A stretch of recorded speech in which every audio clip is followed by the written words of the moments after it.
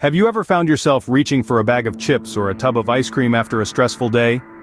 This is what we call emotional eating, a common behavior where food becomes more than just fuel for our bodies. It's a worldwide occurrence, transcending cultures and boundaries. Many of us unknowingly use it as a coping mechanism to handle our emotions, turning to food for comfort and relief. Indeed, emotional eating is a universal phenomenon. But what exactly triggers it? Emotional eating often starts with a trigger. But what can these triggers be? Let's delve into it. First and foremost, stress is a major trigger.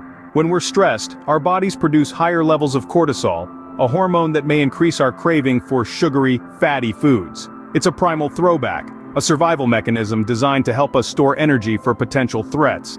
But in today's world, this response can lead to emotional eating. Then, there's boredom. Have you ever found yourself mindlessly munching on chips or cookies just because you've got nothing else to do?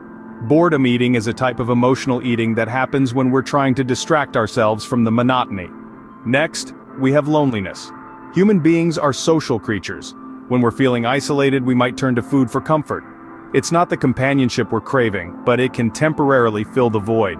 Even certain times of the day can act as triggers. Late-night snacking, for instance, is a common form of emotional eating. When the world quiets down, our minds can become louder, leading us to seek solace in the fridge. And let's not forget about happy occasions. Yes, that's right, emotional eating isn't always triggered by negative feelings. Celebrations, holidays, or even a simple good mood can lead us to indulge more than we might usually. Now, it's important to remember that these triggers are not universal. What sparks emotional eating in one person may not affect another. Our emotional relationship with food is as unique as we are. Also, understanding these triggers does not mean we should feel guilty about them. They are natural responses, deeply ingrained in our human nature. However, recognizing them is crucial.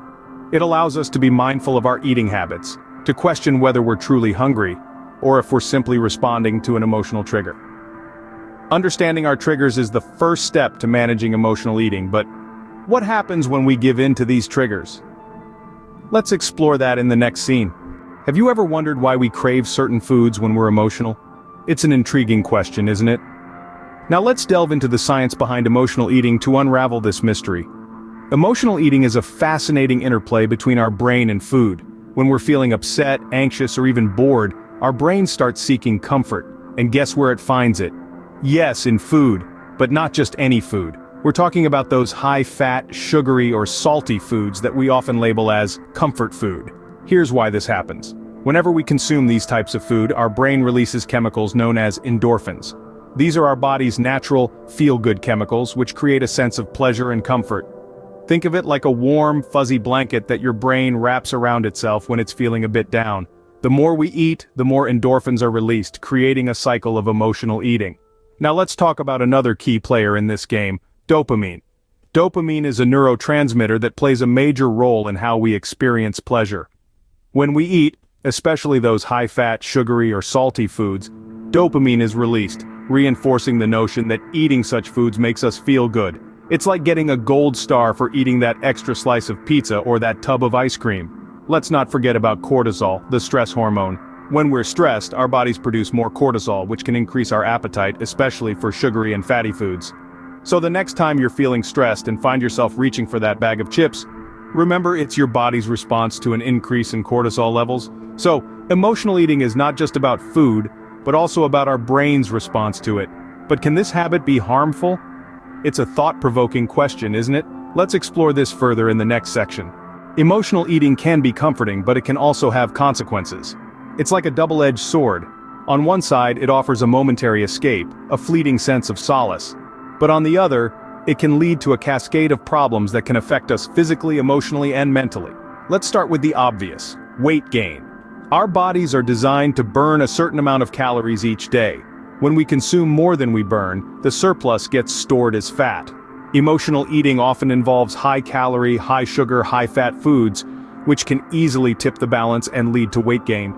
Over time, this can increase the risk of obesity, a condition linked to a plethora of health issues including heart disease, diabetes, and certain types of cancer. But the impact of emotional eating isn't confined to our physical health alone. It can also lead to the development of an unhealthy relationship with food. When we use food as a crutch to cope with our emotions, we start associating food with comfort rather than nourishment. This can distort our perception of hunger and satiety, making it difficult to recognize genuine hunger cues.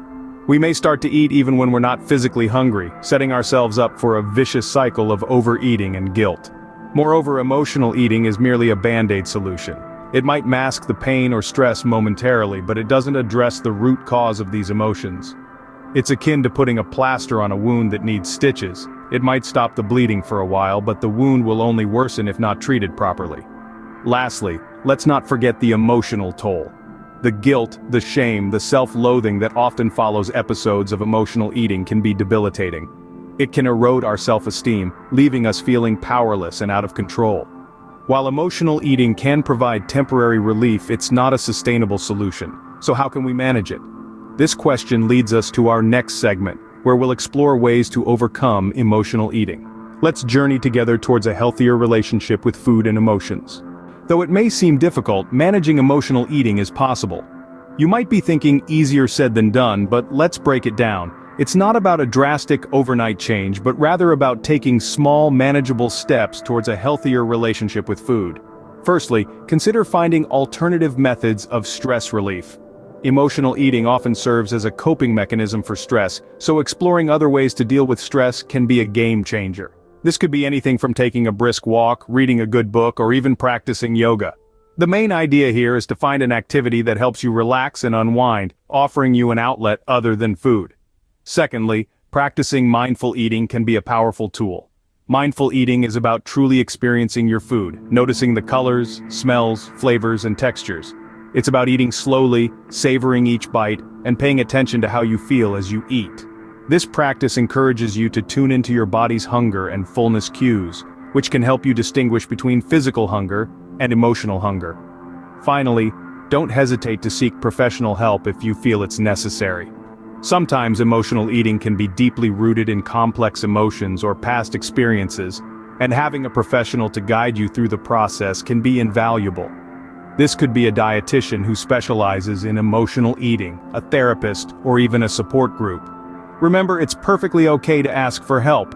In truth, managing emotional eating is an ongoing journey, and it's important to be patient with yourself. There may be setbacks, but that's okay. Each day is a new opportunity to make healthier choices, and as you navigate this journey, celebrate your victories no matter how small they may seem. Remember, it's not about eliminating emotional eating overnight, but about making small changes that can lead to a healthier relationship with food. It's about creating a balanced and sustainable lifestyle that supports your physical and emotional well-being. And remember, you're not alone in this journey. There's help and support available to guide you every step of the way. Emotional eating is a complex issue that many of us deal with. We've traversed through the labyrinth of this phenomenon, understanding its triggers, the science behind it, its impacts, and ways to manage it. We've learned that it's not an isolated occurrence, but a universal experience that many of us grapple with. The triggers range from stress and boredom to loneliness and frustration. It's fascinating how our brain chemistry is intertwined with this, our body's release of cortisol and serotonin playing a significant role. Emotional eating can lead to a vicious cycle of weight gain and self-blame, further exacerbating emotional distress. But it's not a hopeless situation.